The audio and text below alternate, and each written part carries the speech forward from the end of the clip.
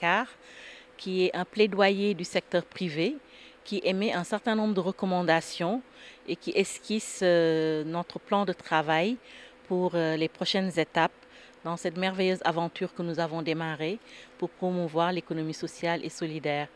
Et nous procéderons à la lecture de la déclaration lors de la clôture officielle du salon le lundi 4 novembre à 16 heures dans la salle de conférence ici au centre des expositions de Diamniadio. Alors, ce que je peux dire concernant le forum scientifique, c'est que ça s'est déroulé dans une parfaite cohésion avec un engagement de réflexion de tous les panélistes qui ont été conviés pour animer les 5 panels. Et tous les participants également qui étaient là ont pleinement participé aux travaux pour améliorer la compréhension de ce que c'est que l'économie sociale et solidaire. Le premier panel ayant été concept et réalité pour familiariser les participants, en particulier dans notre pays, au concept d'économie sociale et solidaire, bien que la réalité de terrain montre que ça existait déjà depuis longtemps. Mais c'est un concept qui dorénavant est ancré dans la sémantique nationale à tous les niveaux, aussi bien au niveau journalistique, parce qu'on a vu toutes les couvertures de presse qui ont ponctué ce salon, de même que les étudiants qui sont venus massivement participer, le monde universitaire. Et il y a un certain nombre de recommandations qui ont émergé, dont certaines qui figurent déjà dans la déclaration de Dakar. Et la synthèse permettra de voir comment les autorités du pays vont, ou de chacun de nos pays du reste, vont tirer le meilleur profit de ces conclusions concernant l'amélioration des politiques publiques. Pour le Sénégal, les priorités étant en particulier d'un certain nombre d'ordres, la lettre de politique sectorielle qu'il faut finaliser pour donner l'orientation que le chef de l'État a imprimée dans sa vision pour l'économie sociale et solidaire d'une part, et le cadre réglementaire également qui permettra de définir quels sont les acteurs qui sont dans le périmètre de l'économie sociale et solidaire. Une problématique a émergé également concernant les mécanismes de financement et les taux d'intérêt qui restent quelque chose d'assez préoccupant au regard de leur niveau pour les acteurs de l'économie sociale et solidaire. En un mot, je dirais que toutes ces conclusions permettront de faire un saut qualitatif dans l'organisation de l'économie sociale et solidaire dans notre pays en particulier. La déclaration de Dakar vient après celle de Casablanca. Elle confirme le plaidoyer des secteurs privés et les recommandations, les différentes recommandations que nous voulons proposer à nos responsables gouvernementaux et politiques pour développer ce secteur de l'économie sociale et solidaire dans nos pays respectifs.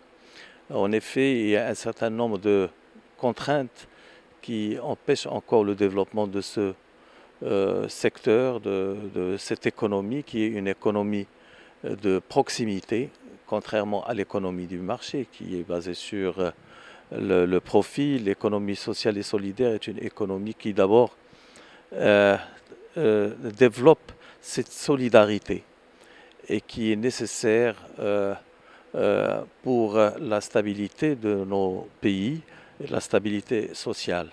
Ceci dit, comme il a été déjà dit, parmi les recommandations, nous avons formulé le souhait de revoir par exemple les taux d'intérêt concernant l'économie sociale et solidaire, de revoir les systèmes de financement, de créer des modes de financement alternatifs, de créer un comité de suivi pour le préparer et avoir une feuille de route encore plus étoffée pour les années à venir.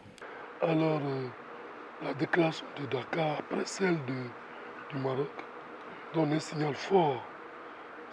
Nous interpellons nos autorités après plusieurs approches, je l'ai dit, les tentatives de régler durablement le problème du chômage. Je pense que l'économie solidaire, l'économie sociale et solidaire si ce secteur est bien structuré, s'il est professionnalisé, s'il est modernisé, peut répondre à nos préoccupations, surtout aux préoccupations d'emploi. Au moment où nos jeunes fuient nos pays respectifs pour aller ailleurs et meurent dans les océans, je pense que ce secteur peut stabiliser un tant soit peu. Donc, nous, au niveau de la Côte d'Ivoire, nous allons avoir la lourde charge d'organiser en 2021 le salon. Après ce qu'a fait le Maroc et le Sénégal, la barre a été tellement mise haut que nous allons essayer de relever le défi. Mais je pense que c'est assez ensemble. Et ce concept-là, il est important si nous voulons effectivement aider nos pays à structurer leur économie. Parce que qu'est-ce qui se passe? Tous nos pays ont une croissance, mais une croissance qui n'est pas inclusive.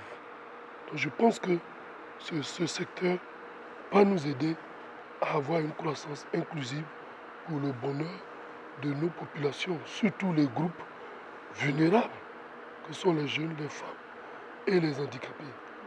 Mais la réflexion que nous allons mener après Dakar ensemble, c'est mettre en place un cadre réglementaire qui prenne en compte toutes les attentes et qui prenne en compte les différentes recommandations faites au Maroc et au Sénégal. Je pense que c'est ça. Pour que, après les 3 salons, on puisse véritablement jeter les bases d'un développement, un véritable développement de nos pays africains. Merci.